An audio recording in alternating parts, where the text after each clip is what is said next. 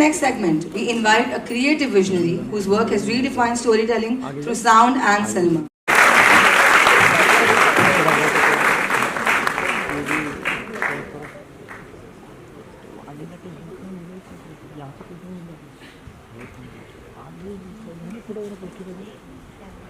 मोहब्बत भी क्या चीज है।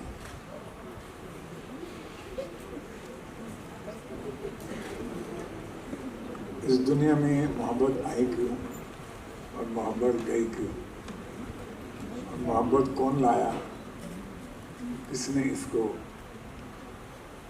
आगाज किया, अंजाम दिया और दुनिया में एक प्यार दिया, वो सिर्फ एक ही चीज है, वो है संगीत, म्यूजिक। म्यूजिक ऐसी चीज है जिसमें ना कोई देश, ना कोई जाति, ना कोई धर्म। अब आप सब लोग ताली बजा रहे थे, सब लोग, हम सब रफ़ी साहब को याद कर रहे थे और रफ़ी साहब ने इस देश को जो कुछ दिया है उसके बारे में जितना हम कहें वो एक पॉलिटिकल स्पीच होगी, सही नहीं होगा। उनके बारे में तो खासकर मैं as a student of music और स्टूडेंट ऑफ सिनेमा 4 किताबें लिख सकता हूँ। और मैं आज के दिन में इतना खुश हूँ कि आज के विद्यार्थियों ने, विस्लिंग के विद्यार्थियों ने ये फेस्टिवल शुरू किया, annual festival, Cadence music festival, जिसमें कि वो देश के सभी महारथियों को, अच्छे अच्छे गायकों को, संगीतकारों को मिलते रहेंगे हर साल। और आज की शाम जो शुरू हुई है वो एक बहुत ही खूबसूरत शाम है, जिसमें कि आज हम पद्मश्री मोहम्मद रफ़ी साहब को ट्रिब्यूट देने के काबिल हुए हैं। मोहम्मद रफ़ी साहब को मैं बचपन से सुनता था और सोनू जी, मैं आपको पहले शुक्रिया अदा करूं कि आप आए, और शाहिद भाई भी, शाहिद मोहम्मद जी के साथ भाभी आई। एक सीक्रेट आपको बता देता हूँ कि मैं कुछ 4 साल का था तो मैं कभी कभी आर्य समाज में बाजा वाजा तबला वला सुनने जाता था। तो मुझे, मैंने कहा तुम्हें गाना आता है? मैं बोला हाँ आता है। तो वो गाना, मैंने पहला जो गाना है ज़िंदगी में सुनाया अपने रिलेटिव्स के बीच में, वो गाना रफ़ी साहब का था। हुए हम जिनके लिए बर्बाद, वो चाहे हमको करे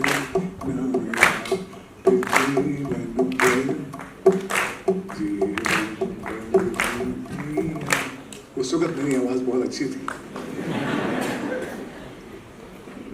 तो मुझे मेरे मामा कहने लगे, अभी तो तुम जीवन में आए हो और जीवन भर तुम्हें याद रहेगा, तो उसकी बातें क्यों कर रहे हो? मैं बोले जीवन भर उनकी याद में हम गाते रहेंगे, गाए जाएंगे। हम जीवन भर रफ़ी साहब के गाने गाते रहे और गाए जाएंगे, आने वाली जनरेशन में भी गाए जाएंगे। अब उनमें क्या क्या क्वालिटीज़ थी, ये अभी हमारे जो छोटे भाई हैं सोनू निगम जी, वो भी आज भारत के, विश्व के बहुत प्रसिद्ध गायक बने हैं। आपने सुना होगा, देखा होगा, जितने भी म्यूज़िक कॉन्सर्ट्स हैं या म्यूज़िक गाने हैं या फिल्मों के गाने हैं, उनके गाने में एक आत्मा होती है और गायकी में आत्मा होती है। रफ़ी साहब के गानों में की गायकी में आत्मा होती थी, गाना कैसा भी था। तो ये हमारा बहुत सौभाग्य है कि हम इस स्कॉलरशिप के थ्रू हम आने वाली जनरेशन को प्रेरित कर सकते हैं, इंस्पायर कर सकते हैं कि वो थोड़ा सा गुण, थोड़ी सी भावना, थोड़ी सी आत्मा उनसे उधार लेकर अपने टैलेंट को डेवलप करें। और मैं आज बहुत खुश हूँ कि आज का शाम जो है रफ़ी साहब के साथ शुरू हुई है हमारे फेस्टिवल की, आने वाले सभी सालों में याद रहेगी। और मैं चाहूँगा कि अभी स्टेज पर हम थोड़ी सी गुफ्तगू करें, रफ़ी साहब को याद करें। तो सबसे पहले मैं बुलाना चाहूँगा रफ़ी साहब के सपुत्र, जो खुद भी एक सिंगर हैं, गाते हैं, शोज़ करते हैं, और उनका नाम है शाहिद मोहम्मद रफ़ी।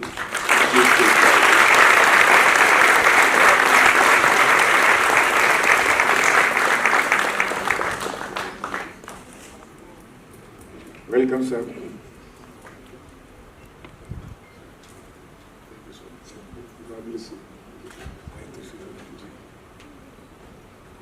और हमारे अभी सितारों के सितारे अपने हमारे श्री सोनू निगम।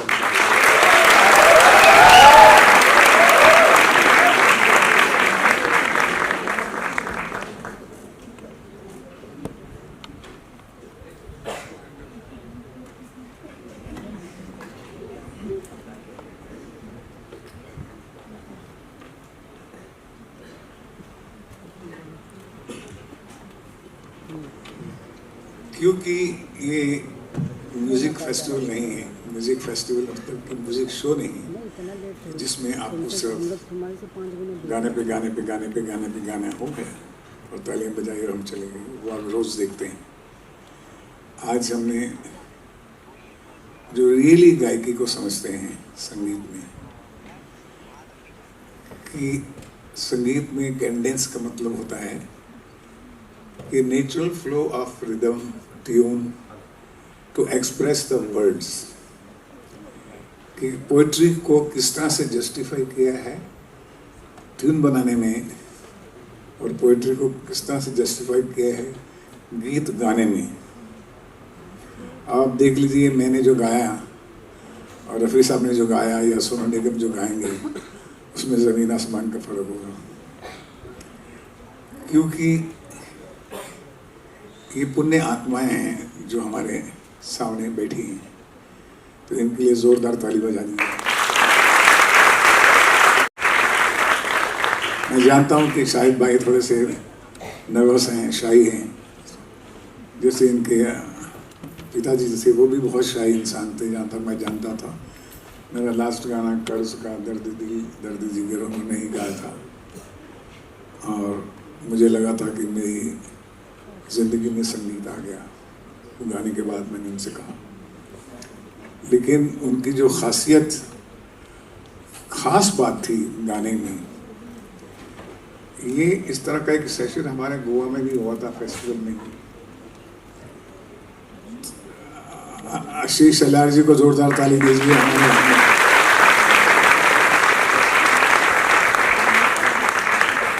हमारे मिनिस्टर ऑफ कल्चर हैं, हमारे मित्र हैं। अब मुझे नहीं मालूम था कि इतने पंक्चुअल हैं कि जो समय दिया वो आ जाते हैं। धन्यवाद आशीष जी, आप आए। तो हम संगीत फेस्टिवल के बारे में बातें कर रहे थे। तो मैं ये माइक जो है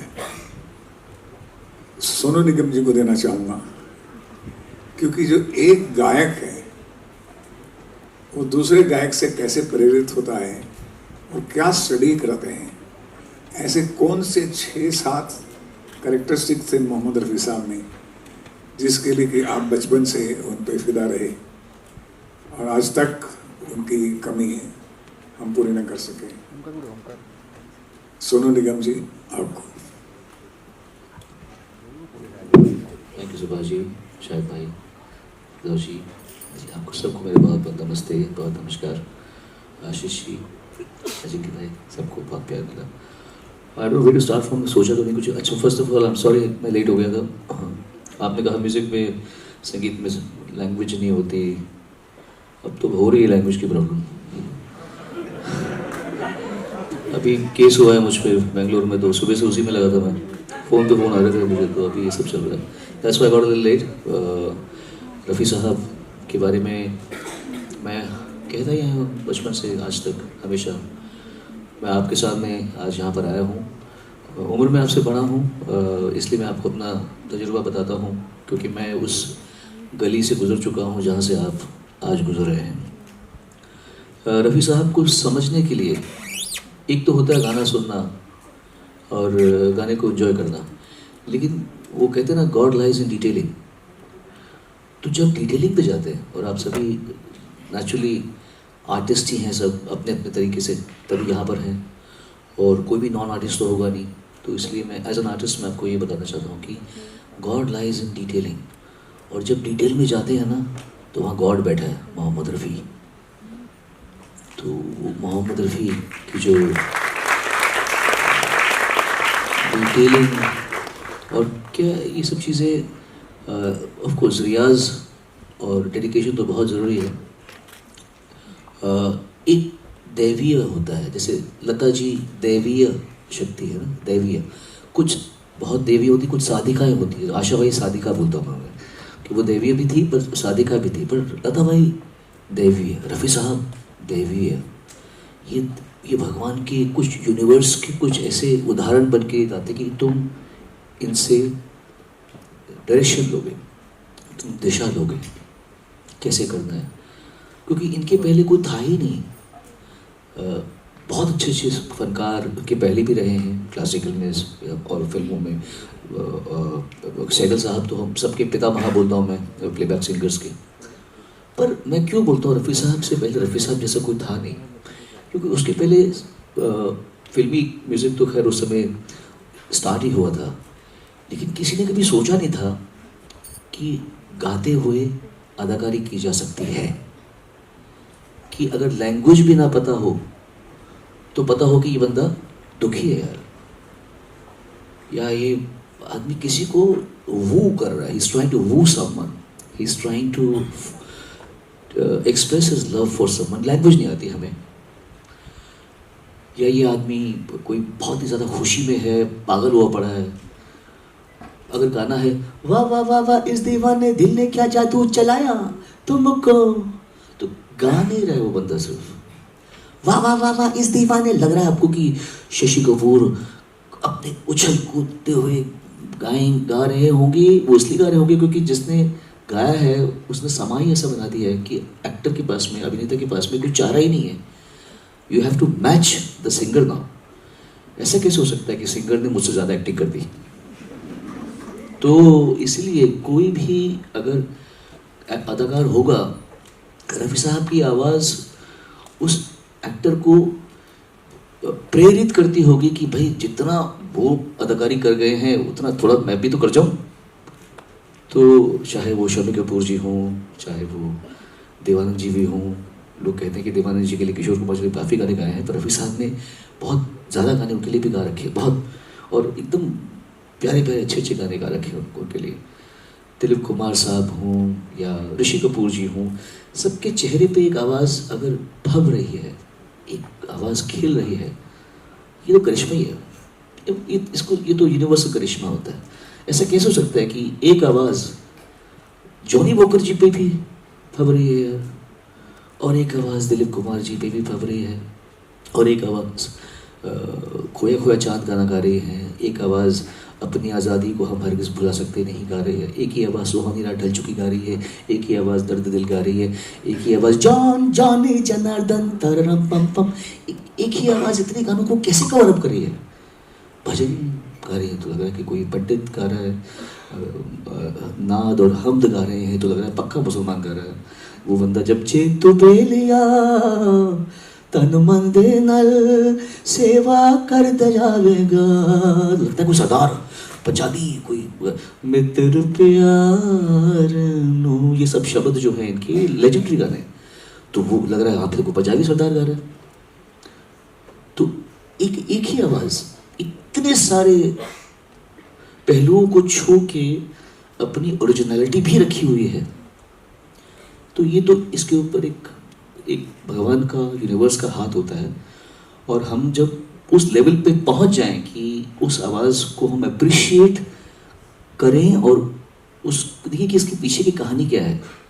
तो आप भले अदाकार बनने आए हों, आप एडिटर बनने आए हों, आप डायरेक्टर बनने आए हों, आप कंपोज़र बनने आए हों, एक बार आप उस गहराई में घुस गए तो आपको अपनी भी गहराई मिल जाएगी।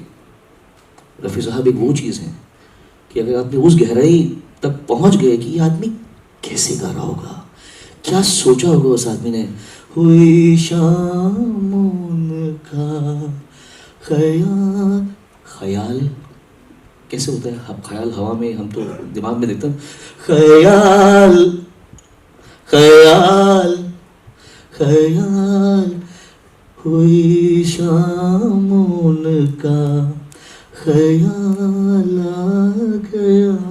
वाह वाह वाह वाह। हर चीज़ में कैसे क्या वज़न देना है, और मतलब ये ऐसा एक ख़जाना है रफ़ी साहब कि पूरी ज़िंदगी आप उन पे अगर शोध करेंगे तो भी कुछ ना कुछ रह जाएगा जो आपने नहीं सुना होगा या आपने नहीं समझा होगा। ये अभी परसों मैं, मेरे फादर, हम साथ में जब भी मिलते हैं वैसे गाने में गाते रहते थोड़े बहुत, तो और हम लोग को तो ऐसे ऐसे गाने पता है रफ़ी साहब के जो आम आदमी को पता ही नहीं होंगे। उनकी पुरानी पुरानी गज़लें हैं, नॉन फिल्मी गज़लें हैं, तो हम गा रहे थे दोनों मिलके, कभी पापा गा रहे कभी मैं गा रहा हूँ। आई वाज थिंकिंग कि ये गाने लोगों को पता ही नहीं है। तो अगर अभी फिल्मी गाने तो सबको पता है, लेकिन जो हम जिन गानों से हम सीखे हैं, जिनसे हमने प्रेरणा ली है, वो कुछ और रेयर काम है। और आपको यकीन से बताता हूँ मैं, ये सिंगर एक ऐसे हैं जिनका कोई भी गाना, कुछ भी गाना आपको सब स्टैंडर्ड नहीं लगेगा कि यार ठीक है नहीं होगा। कॉम्पोजिशन अगर बहुत वीक है तो भी बंदा पूरी मेहनत से गा गया, पूरा एफर्ट दिखेगा आपको कि आदमी गाना, कभी कभी कुछ कॉम्पोजिशन नहीं होती इतनी अच्छी, कुछ कंपोजर्स, हर बात गंदा काम तो कोई भी नहीं करता जानबूझ के, लेकिन कभी कभी कुछ चीज़ें बहुत ऑर्डिनरी बन जाती हैं। तो हम देखते हैं, मैं और पापा बात करते हैं कि क्या मतलब गाना कैसा बना हुआ, लेकिन देखो क्या मेहनत चल रही है। ये नहीं है कि भाई तूने गाना क्या बनाया, चल मैं भी ऐसे गा दूंगा। तो हमने ये सब चीज़ें रफ़ी साहब को बचपन से सुन के सीखा है कि कुछ दैवीय शक्ति जब इंसान होता है, उसके बाद में अपनी भक्ति और अपनी श्रद्धा से अपने क्राफ्ट को कहाँ से कहाँ लेकर जाते हैं। ज़्यादा नहीं कहूँगा, मैं काफ़ी ऑलरेडी बोल गया हूँ। एग्जाम्पल देता हूँ मैं आपको, जो गाने बता रहे थे आप, कौन सा था अभी, ये हुए हम जिनके लिए भर असीर पंजरे, ये सब इसका एडलिब है। तो यहाँ इस ज़माने में रफ़ी साहब की आवाज़ थी, मैं जिंदगी में हरदम रोता ही रहा हूँ, तड़पता ही रहा हूँ, मैं जिंदगी में हरदम रोता ही रहा हूँ। ये आवाज़ थी उनकी उस ज़माने में। सुहानी रात ढल चुकी, ढाल पंजाबी, ढल चुकी, तो ये आवाज़ थी उनकी, कड़क आवाज़।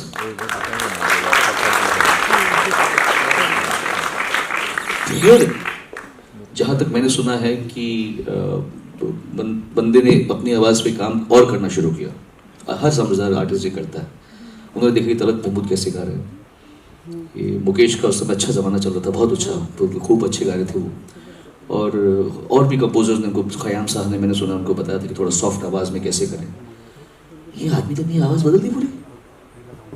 ये आदमी वहाँ से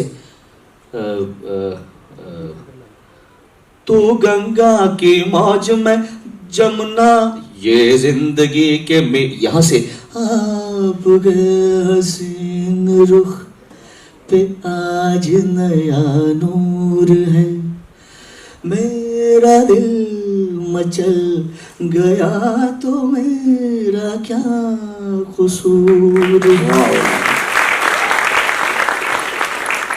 तो उन्होंने सोचा कि भाई एक ही आवाज सारे, जो तेरा चकराए या दिल डूबा जाए, आजा प्यारे पास हमारे, ऐ दिल है मुश्किल जीना यहाँ, जरा हट के जरा बच के, पंजाबी, ये है बॉम्बे मेरी जान। ये आवाज से उन्होंने अपनी आवाज को छू लेने दो नाजुक होठों को, ए गुल बदन ए। अभी गाना ऊंचा भी है, मतलब ऐसे नहीं कि ये नहीं है, पर उसमें आवाज का बाइट भी आ रहा है। सिंगर समझ सकते हो ये बात भी बोल रहा हूँ, आवाज का बाइट भी आ रहा है और एक प्यार का ऐसा, फूलों की महक कांटों की चुभन, तुझे देख, हंसते हुए गाएगा बंदा, तुझे देख के कहता है मेरा मन, कहीं आज किसी से मोहब्बत ना हो जाए।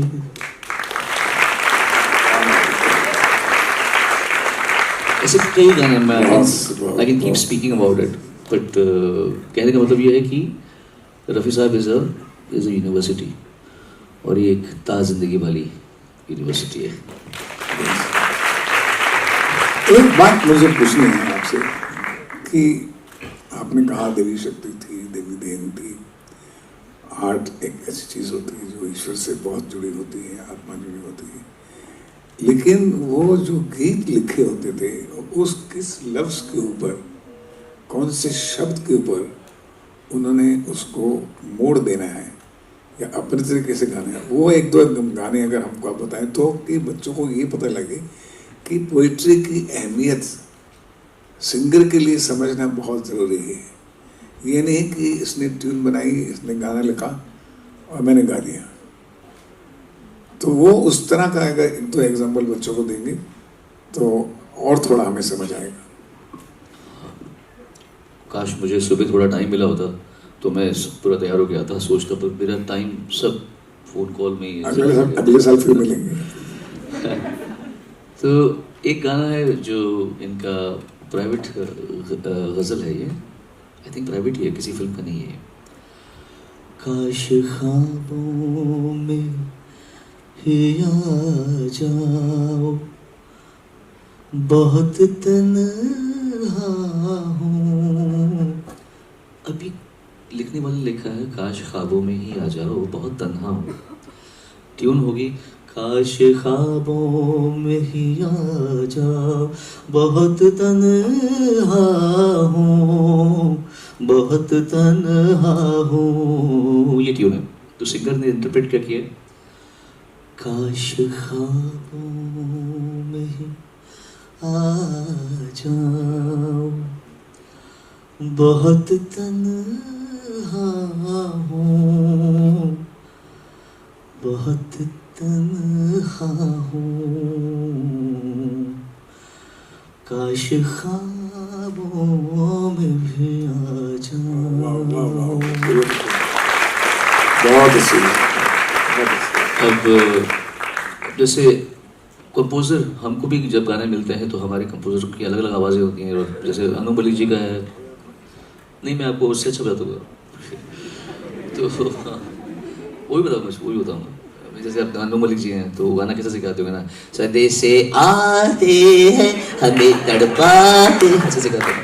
तो फिर हम गाते सदे से आते हैं, चम चम चम चमकती शाम है, क्या गाना है अभी। तो वैसे ही हर कंपोज़र का अपना एक आवाज़ होती है, स्टाइल होता है। अब एस डी बर्मन साहब का गाना है, यहाँ कौन है तेरा मुसाफिर जाएगा कहाँ, दम ले ले दम ले ले दम ले ले घड़ी भर, ये छैया पाएगा कहाँ, यहाँ कौन है तेरा।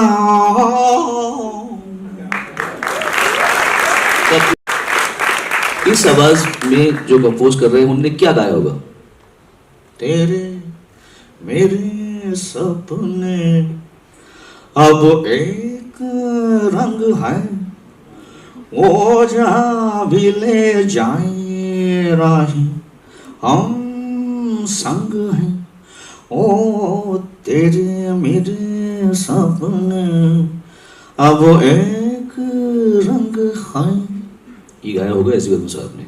बंदे ने क्या, तेरे मेरे सपने अब एक रंग है, हो जहाँ भी ले जाए राहे हम, अब हमको हम संग हैं, हो तेरे।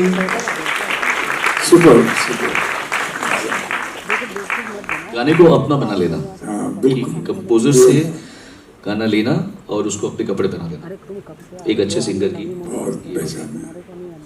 शाहिद भाई, आप उनके पुत्र हैं, भाग्यशाली रहे। मैं आपको बताता हूँ उनके बारे में, पहले को काफ़ी पता आप चला। शाहिद भाई को जब मैं फर्स्ट टाइम मिला था 1992 में, नए आया था, 91 में आया था, 92 में उषा जी के कोई शायद कोई था, वहाँ पे ये आए तो मैं तो मोहम्मद रफ़ी जी की बेटी, सेम शक्ल लग रही है मुझे। तो हमने फोटो मुझे देखा था कि बेटी भी वैसी सेम होता ना, मोल्ड देखी होता है पिता पुत्र का, तो इनके हाथ में दिख रहा था। मैंने बोला ये वही मांस है रफ़ी साहब का, ये वही स्किन है।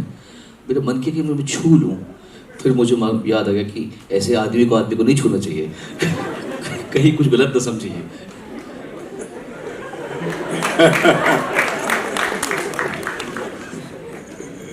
शायद भाई कुछ ऐसी बातें बताइए अपने वालिद साहब के बारे में कि उनकी जो निजी जिंदगी थी, पर्सनल लाइफ और जो प्रोफेशनल लाइफ, उसके बीच में कितना फर्क था।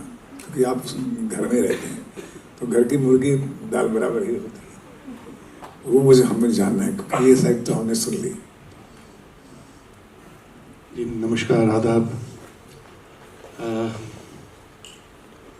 रफ़ी साहब के बारे में मैं क्या बताऊं, तो मेरे एक पिता थे।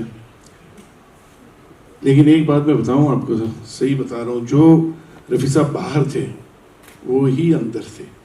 मतलब घर में भी वैसे ही थे। ऐसा नहीं कि मतलब वो बाहर मतलब अपना दिखाने के लिए ना, he was the same person inside. घर में भी वही थे।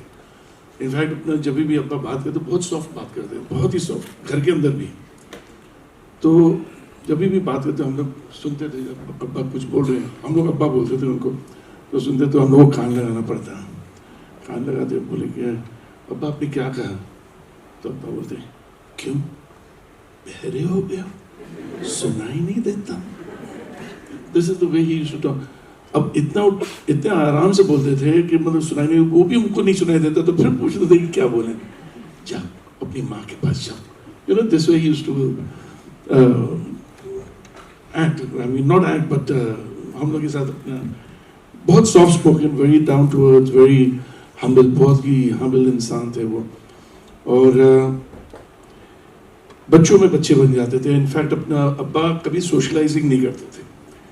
ये तो कभी ये नहीं कि मतलब ये तो आप भी जानते रात की पार्टी बंद, कभी नहीं, कोई पार्टी शार्टी कुछ नहीं। हाँ, कोई भी अपना फंक्शन होता था, फॉर एग्जांपल कोई अवार्ड फंक्शन होता है या कभी शादी में जाते थे, जब भी जाते तो हम लोग को भी कभी ले जाते थे, लेकिन शादी के अंदर नहीं। तुम लोग बैठो, मैं आता हूँ। Within 5 minutes he was in the car. मतलब ये कि मतलब ड्राइवर को बोलते थे कि ज़्यादा दूर मत रखना, इधर ही रहना। वो जाते थे स्टेज पे, फूल देना, जो भी अपने लिफाफे देना, वापस ज़मीन। ये नहीं कि अपने खड़े होकर बातें कर रहे हैं किसी से, no, used to just come out straight. और फिर जैसे अपने फॉर एग्जांपल कभी डिनर पे जाना हो या कभी बाहर जैसे, तो अब्बा बोलते रुको हम लोग आते हैं। वैरागी थी, वैरागी थी। जी जी जी। तो ही वॉज, बच्चों में बच्चे बन जाते थे, अपने काम से मतलब रखते थे। अपना काम खत्म होता था, सीधे घर पे आते थे, बी विद हिज फैमिली। बच्चों के साथ खेलते थे। उनको कैरम खेलने का बहुत शौक था, उनको पतंग उड़ाने का शौक था, उनको बैडमिंटन खेलने का शौक था।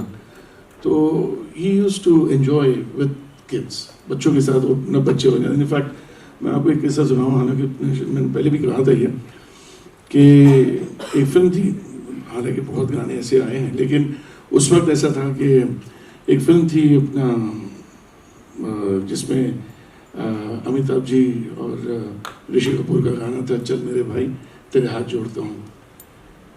तो ये रिकॉर्डिंग होने के बाद उस टाइम आई मीन नसीब का गाना है, जो आई मीन ऑब्वियसली रफ़ी साहब himself being such a great singer, मतलब उस टाइम पे तो अपने ही वॉज टॉप, मतलब he was number 1 in his field. और अमित जी जाहिर सी बात है सुपरस्टार। घर पे आए अब्बा, घर पे आने के बाद बोले आओ इधर आओ, इधर आओ। तो हम लोग भाग कर आए अब्बा के बाद, आज पता है आज मैं अमिताभ बच्चन के साथ गाना गाया। I mean see the modesty, I mean उनको खुद को ये नहीं मालूम तो वो कितने बड़े इंसान थे। मैं एक सुपरस्टार के साथ अपना गाना गाया हूँ। तो हम लोग भी बच्चे थे, तो हम लोग ने कहा अच्छा अब्बा वो कैसे दिखता था, कितना लंबा था, उसने क्या पहना था, उसकी घड़ी कैसी थी, उसके जूते कैसे, यू नो, इंटरैक्टिंग। एंड अब्बा अपना बोलते भी थे, उसने ये किया था, उसने ये पहना था, उसने वो, आई मीन वो इतने मासूम बन जाते थे। ही वॉज ये नहीं कि मतलब वो, ही वॉज बहुत ही सिंपल, बहुत ही डाउन टू अर्थ, और दयालु किस्म के इंसान थे। जी हाँ। सबसे आपको सबसे ऐसा कौन सा गाना जो उनको आप हमेशा गुनगुनाते हैं जब आप उनको याद करते हैं, या जो आपका फेवरेट वन सॉन्ग, उसका थोड़ा सा हम आपसे भी सुनना चाहेंगे? Give a big hand to.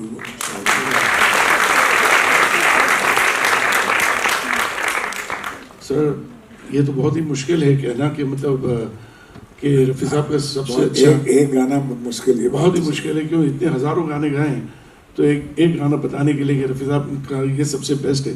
हर गाने आप चुने, हर गाने आप अपने जस्टिफाई नहीं कर सकते, कोई भी म्यूज़िक डायरेक्टर या लिरिसिस्ट को, कि आप जस्टिफाई नहीं कर सकते अगर आपने एक गाना चुने तो बोलेंगे नहीं मैंने रफ़ी साहब ने तो मेरे लिए अच्छा गाया, वो बोलेंगे नहीं रफ़ी साहब ने मेरे लिए अच्छा गाया। तो I mean it is very difficult, बहुत ही डिफिकल्ट है अपना कहना कि रफ़ी साहब का कौन सा गाना अच्छा है। हालांकि एक छोटा सा मैं बताऊं आपको कि अब्बा ने कभी ये नहीं कहा कि ये मेरा चहीता गाना है, ये मैं आपको बताऊं, अब्बा ने कभी नहीं, लाइफ में कभी इन्होंने नहीं कहा कि ये गाना मेरा सबसे बेस्ट है, अपने मुंह से नहीं कहा। लेकिन आई रिमेंबर वन थिंग कि 1979 में रफ़ी साहब के साथ, अब्बा के साथ मैं टूर किया था। He had about 16 to 17 shows in America, US, 16 to 17 shows, and he had 6 shows in Canada and 6 shows in Europe. ये पूरा 2 महीने का tour I was with that, Rafi साहब के साथ था मैं। और हर शो के अंदर मैंने एक चीज़ नोटिस किया, फरमाइश पब्लिक से आए या ना आए, वो 3 गाने जरूर गाते थे। हाँ, एक था वाकई में वो आप सुनना चाहेंगे, आपसे सुनना चाहेंगे। नहीं सर वो तो बहुत खतरनाक गाने हैं, लेकिन अभी इट वाज लाइक रफ़ी साहब ये 3 गाने हमेशा गाते थे। एक था सुहानी रात ढल चुकी न जाने तुम कब आओगे, रात ढल चुके ना जाने तुम कब आओगे। क्या बात है, क्या बात है, बिग हैंड। महफिल हमारी शुरू रहेगी, महफिल रहेगी। अब इसके बाद मैं शाहिद साहब के बाद शाहिद साहब के बजाऊँगा आऊँगा, लेकिन बीच में समय की कमी होने के कारण मेरे मित्र जो हैं उन जिन्होंने हमें बड़ा मान दिया है, आज आए हैं, आशीष सर साहब, उनकी दूसरी अपॉइंटमेंट भी है। और मैं चाहूँगा कि आज मोहम्मद रफ़ी स्कॉलरशिप का जो सर्टिफिकेट है एक म्यूज़िक स्टूडेंट को स्टेज पर आएँ और अपने हाथों से प्रदान करें। आप मेघना करें। Good evening, everyone. Today, better way for us as a school than to honor and cherish his achievements by instituting a grant in his name to help the next generation of artists of the music industry by rewarding their hard work, diligence, and skill. Rafee Saab's name is synonymous in the history of Indian media, and his voice echoes in our hearts always. In our own small way, Whistling Woods can perhaps add to that unparalleled legacy. I am eternally grateful to his family, Shahid sir and Firdaus ma'am, for coming today and supporting us and enabling us to name the scholarship in his name. We would like to award the first Whistling Woods Mohammad Rafee Scholarship to our very own B. Raghava Balchandran. Raghava is a student of the School of Music. He has been a meritorious through all 3 semesters, the highest CGPA class. He also holds the highest attendance. Apart from being a music producer, he's a fantastic singer and has been integral. Thank you so much, Ashish ji and Sonal Nigam ji and Shahid bhai.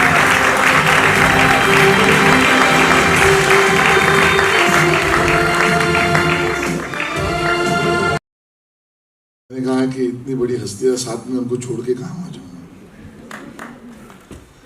सबसे पहले तो मैं सुभाष जी आपका, मेघना जी आपका, whistling would का बहुत अभिनंदन करना चाहूँगा कि आपने रफ़ी साहब के नाम पर स्कॉलरशिप शुरू भी की और उसको इस साल से इन प्रैक्टिकल उसको शुरुआत भी कर दी है। बहुत अच्छा काम अपना स्कूल कर रहा है और मैं तो ये कहूँगा कि कल्चरल अफेयर्स डिपार्टमेंट की तरफ से being a minister, I feel proud, honor to be in the same campus where we are there together as a neighbor. Congratulations. और रफी साहब के बारे में तो क्या कहना, शाहिद भाई है, सोनू जी है, मैं अगर ये कहूँ तो गलत नहीं है सोनू जी, बहुत सारे अभिनेताओं को रफी साहब ने पहचान दी अपने गाने से, अपने अंदाज से, आपने उसको बयां भी किया है। बहुत सारे ऐसे डायरेक्टर्स हो गए, उनको उनके उन दिनों की ऊंचाई को रफी साहब ने दिखाया होगा। बहुत सारे प्रोड्यूसर्स होंगे कि जिनको मालामाल रफी साहब ने गाया, इसके कारण वो फिल्में चली। लेकिन एक ऐसा उदाहरण है जो रफी साहब के गुजरने के बाद उनके कारण एक पॉलिटिशियन को रिलेवेंट बना के रखा। वो बंदा आपके सामने खड़ा है। मैं आपको बताऊं कि 20 सालों से, आप जानते हैं शाहिद भाई कि मैं हर 24 दिसंबर को रफी साहब के नाम का पहला अवार्ड शुरू करने वाला एक पुण्य कर्म मुझे मिला, और हर साल मैं करता हूं क्योंकि मैं रफी साहब का दीवाना हूं। और इस प्रोग्राम का नाम भी हमने ऐसे रखा है, फिर रफी, फिर रफी। और उसी पे चलते हैं। तो मैं भाषण ज़्यादा नहीं करूँगा, मौका मिला है, सोनू जी आए हैं तो मेरे पसंदीदा भी एक आध गाना सुनना या कुछ सुनना चाहूँगा, ठीक है ना? चलेगा सोनू जी? वैसे तो इतनी बड़ी, वही मैं बोल रहा था कि मेरा फेवरेट तो बहुत सारे, लेकिन एक कहना चाहता हूँ कि आप उसको गा भी सकते हैं, ये गाइए। एक ना एक दिन ये कहानी बनेगी, तू मेरे सपनों की। ये बहुत रेयर गाना है, अगर किसी और को बोलते उसको आता नहीं होता, पर मुझे आता है।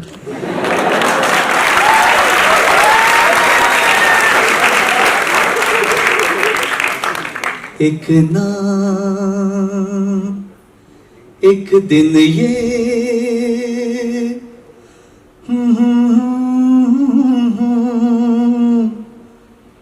तू मेरे सपनों की रानी बनेगी, एक ना एक दिन ये कहानी बनेगी, तू मेरे सपनों की रानी बनेगी। मैं तेरा दीवाना बनूंगा, रानी तू मेरी दीवानी बनेगी, एक ना एक दिन ये कहानी बनेगी, तू मेरे सपनों की रानी बनेगी। ओ अंतरा करूं, अंतरा। चैन लूटा है, नींद लूटी है, ऐसे मौसम में मुझसे रूठी है। चैन लूटा है, नींद लूटी है, ऐसे मौसम में हमसे रूठी है।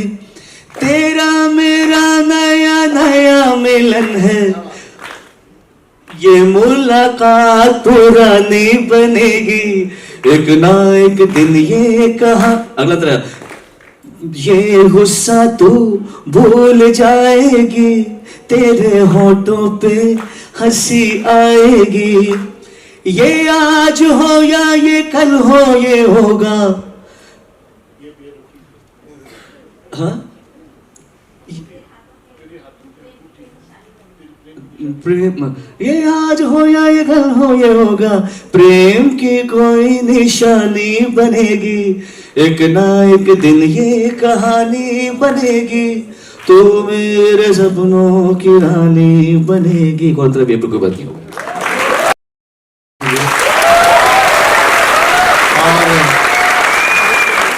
और एक पसंद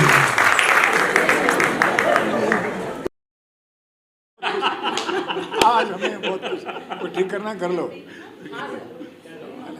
आपको भी पिक्चराइज करना चाहिए। आज रियली खुशी शाम है कि जब व्हिस्लिंग वुड्स ने एक cadence film festival, music festival शुरू किया है, जिसका कि उद्घाटन हमारे प्रसिद्ध गायक मित्र भाई सोनू निगम जी ने किया है, और मोहम्मद रफ़ी साहब के सुपुत्र शाहिद भाई ने किया है। और आज दूसरी खुशी की बात ये हुई कि हमने व्हिस्लिंग वुड्स में सब विद्यार्थियों के लिए, म्यूज़िक विद्यार्थियों के लिए एक मोहम्मद रफ़ी स्कॉलरशिप अवार्ड को शुरू किया है, जो हर साल दिया जाएगा हर विद्यार्थी को। मेरे साथ बैठे हैं अजिंक्य साहब, जो हमारी मराठी फिल्म के नायक हैं। हमारा के जो 16 मई को रिलीज़ हो रही है, उनका आज गीत भी दिखाया गया। और आज का सेशन मुझे बहुत अच्छा रहा और मुझे उम्मीद है कि आने वाले 3 दिन भी म्यूज़िक फेस्टिवल में पोइट्री, म्यूज़िक, गायकी सबके बारे में विषय में चर्चा की जाएगी। अब आप आइए सोनू निगम साहब के साथ, क्योंकि उनको जाना है जल्दी। आपको सवाल पूछेंगे? सर, जो यहाँ स्टूडेंट आए हैं कहीं जो अभी पार्टिसिपेट कर रहे हैं, जो ओल्ड फ्यूजन है, ओल्ड म्यूजिक है और न्यू म्यूजिक में जो फ्यूजन में ये हो रहा है, ब्लेंड हो रहा है, आप क्या सलाह देना चाहेंगे स्टूडेंट्स को कि किस तरह से वो अपने आप को एक चीज़ में फोकस करके उस जो मर्यादा है म्यूजिक की उसको बनाए? कोई सलाह ऐसे कुछ नहीं है। हर ज़माने के साथ में कला का कोई भी क्षेत्र हो, उसमें परिवर्तन होते रहते हैं। इवोल्यूशन जिसे कहते हैं वो होती रहती है। संगीत पहले भी अच्छा था, आज भी अच्छा है। आज के लोग अपनी तरफ से मेहनत करें। एक ही चीज़ जो हर समझदार इंसान जिसने भी अपनी कला को कहीं तक लेकर आया है वो यही कहेगा, बस मेहनत का कोई सब्स्टिट्यूट नहीं है। तो जितना मेहनत करेंगे, जितना अपने काम, अपने क्राफ्ट में ध्यान देंगे, उतना पुरानों से सीखिए और नई जो तकनीक है, नयापन है, उसको भी अपनाइए। तब जाके एक होलसम आर्टिस्ट पैदा होता है। सोनू सर, जो बच्चे आज यहाँ पर लाइव परफॉर्मेंस कर रहे हैं जी, वो जिस तरीके से ऑडियंस बैठती है उनसे किस तरीके से कनेक्ट कर सकते हैं, उनसे किस तरीके से जुड़ सकते हैं? कोई इसका फॉर्मूला नहीं है जी। ये हर इंसान का अपना तरीका होता है। हर बार बार बोल रहा हूँ। लाइट गई थी, अभी आई है लाइट।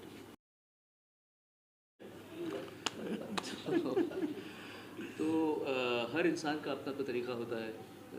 जैसे आप रफ़ी साहब की अगर बात कर लें तो रफ़ी साहब का अंदाज़े बयां स्टेज पर कुछ और था, किशोर कुमार जी अलग था। दोनों ही अपने अपने तरीके से ऑडियंस को बांध लेते थे। तो हर इंसान की अपनी पर्सनैलिटी के हिसाब से होता है। रफ़ी साहब अगर किशोर कुमार की तरह करेंगे परफॉर्म तो वो अच्छे नहीं लगते। किशोर कुमार जी रफ़ी साहब की तरह करते तो अच्छे नहीं लगते। हर इंसान का अपना अपना जो व्यक्तित्व होता है उसके मुताबिक उसे अपनी परफॉर्मेंस डिवाइस करनी पड़ती है, खुद खोजनी पड़ती है। किसी और को देख के मुतासिर ना हुए बिना, मतलब आप मुतासिर हो सकते हैं लेकिन किसी इन्फ्लुएंस ज़्यादा नहीं होना चाहिए। आप इम्प्रेस हो सकते हैं, इन्फ्लुएंस मत होइए। सोनू सर, आपने ऐसे गाने गाए हैं जो जनरेशन को डिफाइन करता है। आपके हिसाब से यहाँ के स्टूडेंट को कौन सी एक क्वालिटी ज़रूर डेवलप करनी चाहिए लॉन्ग टर्म म्यूजिक कैरियर के? मुझे लगता है कि मुझे बहुत सारे वो है सेंस ऑफ क्लासिकल म्यूजिक। जो मैंने भी लिखा है उसमें लिखा है सेंस ऑफ क्लासिकल म्यूजिक।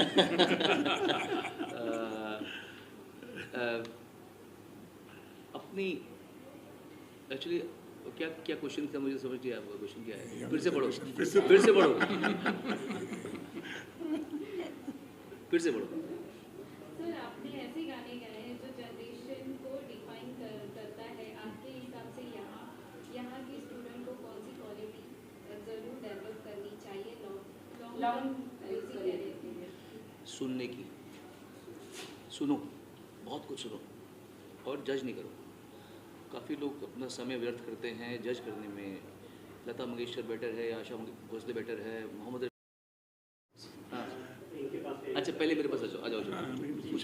आप जब इतने पैशनेट स्टूडेंट्स को देखते हैं अपने आसपास, तो आपकी शुरुआत भी एक जब हुई थी तो कोई ऐसा वाक्य जो आपको याद हो शेयर करना चाहें, इतने पैशनेट जो टैलेंट है आज के टाइम में? मैं असल में मैं तब से गा रहा हूँ जब मैंने होश संभाला होगा प्रोफेशनली। मतलब मैं 77 से प्रोफेशनली गा रहा हूँ, स्टेज पे गा रहा हूँ। तो पहले मतलब शुरू से ही मुझे पैशन था हमेशा गाने का, और it was never taken for granted. सीख नहीं पाया था मैं, अब जाके थोड़ा बहुत सीखता हूँ, लेकिन बचपन में सीखने का मौका नहीं मुझे मिला। लेकिन हैविंग सेड दैट, मैंने ऐसे सोचा नहीं कि तब नहीं सीखे तो अब नहीं सीख सकते। अब मैं आहिस्ता आहिस्ता जैसे एक कोई राग पकड़ लेता हूँ, सीख लेता हूँ। मेरे उस्ताद गुलाम हाँ साहब, उनके बच्चों से पूछ लेता हूँ मैं कभी कभी, तो सीखता रहता हूँ और जर्नी में कब स्टार्ट हुआ, कब कहाँ पहुँचे पता ही नहीं। इतना कह सकता हूँ 91 में जब मुंबई आया था तो यहाँ पे कुछ हमारी पहचान वगैरह थी नहीं, तो एकदम स्क्रैच से शुरू किया। और मेरे फादर ने जो मुझे बात कही थी उस समय, उन्होंने कहा था कि तू जवान है, तू दिखने में ठीक ठाक है और तू पढ़ाई में भी अच्छा रहा है, गाने में अच्छा है, तू तेरे हाथ में इंस्ट्रूमेंट में अच्छा चलता है, तो अगर तू ने जवानी को ज़्यादा जिया तो ठीक है, जवानी जी ले, गर्लफ्रेंड बना सकता है, दोस्ती वोस्ती कर सकता है, लेकिन उन्होंने ये कहा था कि या तो अभी धक्के खा ले और बाद में ऐश करना, या अभी ऐश कर ली और बाद में धक्के खाना। तो वो चीज़ को मैंने ध्यान दिया, पकड़ा, और आई मेड श्योर दैट मेरे ग्रोइंग अप जब मुझे अपने पाँव जमाने थे तो मैंने अपने काम पर भरपूर ध्यान दिया, डेडिकेशन से ध्यान दिया, और अपने गुरुओं को बहुत भगवानों की तरह ही पूजा। रफ़ी साहब जैसे हमारे, उनको हम भगवान ही मानते हैं। अपने गुरुओं को भगवान की तरफ वो दर्जा देंगे तो गुरुओं का आशीर्वाद आपके सर पे और अंदर आते, जीवन में आता है। ठीक है शाहिद साहब, भाई, मैं निकलता हूँ। आपको पता जब आप करते हो और आपके सामने अपने स्टूडेंट होते हाँ जी। हैं, कभी कभी ऐसा आपको फील होता है कि सारे अच्छे गा रहे हैं बट डिफिकल्ट किसी एक को ही आपको वहाँ पे चुनना होता है और किसी चीज़ के लिए उन्हें प्रोत्साहित करना होता है। तो मैं जानना चाहूँगी आपके लिए कितना डिफिकल्ट होता है? डिफ़िकल्ट तो होना ही चाहिए, क्योंकि हर इंसान को भगवान ने कुछ ना कुछ खासियत दे होती है। तो हम ऐसे तो ऑलमोस्ट किसी को जज करना इम्पॉसिबल ही है, चाहे ये कौन सा एक्टर बेटर है, कौन सा। अगर अमिताभ बच्चन जी बड़े हैं तो कहीं ना कहीं एक ही अंदर साहब भी अच्छा काम कर रखा होगा, तो ये थोड़ी कह सकते हैं हम लोग कि एक ही आदमी अच्छा है। तो इनके फादर रमेश देव जी वैसे कितने बड़े बड़े अदाकार रहे हैं, तो हम ऐसे सिंगिंग भी ऐसे होता है कि किसी कोई इंसान, सुखविंदर सिंह में कुछ खासियत है तो हरिहरन जी में कुछ और खासियत है, तो हर सिंगर में भी प्रॉब्लम हो जाती है। लेकिन हैविंग सेड दैट, जब हम किसी कंपटीशन को जज करते हैं तो हम ये देखते हैं कि उस समय जिस इंसान ने परफॉर्म किया, अगर वो गज़ल गाए तो गज़ल कितनी अच्छी गाई, मतलब हर चीज़ को अगर हम 100 दे दें कि भाई इसने ये पॉप गाती है, ये क्लासिकल गाता है, सब कुछ 100 नंबर दे दिए फुल। अब इसने उस 100 में से इसने 70 निभाया या 80 निभाया, इसने उस ये पॉप गाती है तो इसने 100 का 100 कर दिया तो मैं इसको जितवाऊँगा। अगर क्लासिकल वाले ने 100 का 70 किया तो मैं इसको बोलूँगा इसको अपना जॉनर पता है और ये उस जॉनर में पूरा गा के आई है मेरे सामने, तो मैं इसे जज करता हूँ कि जो जिसका उसने अपने जॉनर पे कैसे कितना कहाँ तक पहुँच पाया वो। क्योंकि अगर हम हमारी औकात ही नहीं मोहम्मद रफ़ी का गाना गाने की और हम गाने के बैठ गए तो थोड़ी कि बिकॉज वो गाना रफ़ी साहब का है तो हम मुझे प्राइज़ मिलना चाहिए। मेरी जो हैसियत है उसके मुताबिक मैं गाऊँ, और अगर उसमें 100 गा पाया तो मुझे मिलना चाहिए, नहीं तो नहीं मिलना चाहिए। जी जी जी जो आपके पिताजी के लेके रफ़ी साहब, वो टाइमलेस है। दरवाज़ा बंद कर दो। कहीं से भी हम किसी तरह से भी मतलब कंपेयर नहीं करते। जब आप देखते हैं कि यंग स्टूडेंट्स आते हैं, नए बच्चे हैं आज के, वो उनकी लेगेसी को सेलिब्रेट कर रहे हैं एक म्यूजिक फेस्ट में, कैडेस में, तो जब वो आप देखते हैं तो आपको कैसा फील होता है? फील जहाँ तक है तो बहुत ही अच्छा लगता है, खुशी होती है उन लोगों को देखकर। उन लोग की मेहनत, सही देखा जाए तो मेहनत जो है वो बहुत रंग लाती है। तो इंसान, कोई भी स्टूडेंट हो या कोई भी इंसान हो, जो चीज़ में अपना उसको पैशन है कि मतलब हाँ मुझे ये करना है, एक लगन के साथ करे और एक अपना मेहनत के साथ, तो वो सब देखकर बहुत अच्छा लगा मुझे। और ये जो बच्चे यहाँ पे जो म्यूज़िक एकेडमी जो चल रही है यहाँ पे, स्कूल जो है, बहुत अच्छा लगा। बिलीव मी, मैं पहली बार आया हूँ यहाँ पे, सही में सुभाष जी पहली बार आया हूँ, एंड इतना दिल खुश हो गया मुझे देख कर ये जगह, द प्रीमाइसेस एंड दी जो सिलेबस है यहाँ पे, जो भी एक एक चीज़ बहुत अच्छी लगी। बच्चों को देखकर मुझे और दिल खुश हो गया, एंड उन लोगों की मेहनत, उन लोगों का उनकी लगन देख कर के वाह, बहुत अच्छी बात है। And I am very thank you so much अपना सुभाष जी, आपने हमें बुलाया यहाँ पे, बहुत अच्छा लगा, थैंक यू सो मच, बहुत अच्छा लगा। अजिंक्य जी, क्या कहना चाहेंगे कैडेस म्यूजिक फेस्टिवल? केडेंस ये फेस्टिवल का मुझे जब पता चला तो I mean I was sure that it is going to be one of the beautiful things that will happen in the western woods, but having said that आज का दिन हमारा इसलिए ख़ास भी है कि मराठी फिल्म जो मुक्ता अर्स ने बनाई है, मैं उसमें फीचर कर रहा हूँ, I am playing the lead. और एक बहुत अच्छी फिल्म है तुम्ही आणि अमायरा तुझ्यात एक मित्र सापडला. It's about friendship, it's about love, it's about emotions, and it is something which is very, very universal. So I will say that that's a wonderful film. The songs have been launched today. I'm very happy to be a part of it. I've struggled a lot once upon a time to reach him, and today I'm happy to have been able to work with him, work under the banner. उनके साथ काम करने का मौका शायद मिलेगा मुझे पक्का. But yeah, it has been a beautiful time spent on this project. And I have seen the project evolve. It is going to be a wonderful film to look forward for Marathi audiences and for all audiences. Actually, no language barrier to this film. It's love and emotions and friendship. Thank you very much. One last question, sir. One last. जैसे मोहम्मद साहब जी की कोई ऐसी quality हो जो आपको अच्छी लगती हो कि आज के स्टूडेंट को वो अपनाना चाहिए जो म्यूजिक के लिए भी डेडिकेटेड है. सर क्वालिटी की आप जहाँ बात करते हैं, आप मुझे एक क्वालिटी अपने रफ़ी साहब की बता दीजिए जो कि गलत है. नहीं मैं बता रहा हूँ, ये मुझे एक क्वालिटी बता दीजिए कि रफ़ी साहब की ये क्वालिटी गलत. उनमें कोई ऐब ही नहीं था, कोई ऐब नहीं था. मतलब ऐसा नहीं, हम लोग घर के अंदर भी हम ये नहीं कह सकते थे कि अब्बा आप ये गलत है. ही वॉज अ परफेक्ट, मैं बताऊँ आपको, फरिश्ता इंसान थे. वाकई में मैं अपने दिल की बात नहीं, काफ़ी लोगों की बात ये समझता हूँ कि ये इंसान इस दुनिया में क्या कर रहा है. कहने का मतलब, I mean he was way beyond. I mean बहुत ही सिंपल, बहुत ही भोले. एंड मैं ये जो सुभाष जी ने ये जो आज पहली बार मैं जब आया, लेकिन जब इन्होंने बताया कि मतलब रफ़ी साहब का स्कॉलरशिप हो रहा है first time, I was really, बहुत खुशी हुई मुझे. Thank you so much Subhash ji. अपने अब्बा का अपना जो ये स्कॉलरशिप शुरू किया है, I am really overwhelmed honestly. बहुत अच्छा. It's my honour. जी. लेकिन मैं आपके सवाल का जवाब दे सकता हूँ. जी. एक संगीत के विद्यार्थी की तरह जी. जो रफ़ी साहब में जो एक क्वालिटी थी जो आज के बच्चों में होनी चाहिए. अच्छा, होनी चाहिए. रफ़ी साहब की जो अपने काम के प्रति भक्ति थी, जी बेशक, वही उनकी शक्ति थी. बेशक. आज क्या है, काम में इंटरेस्ट तो है, उत्साह तो है, भक्ति नहीं है. लगती नहीं. वाह, इसीलिए वो शक्ति नहीं बन पाती. बहुत सही. आज ट्रांजैक्शनल, कमर्शियल, हर चीज़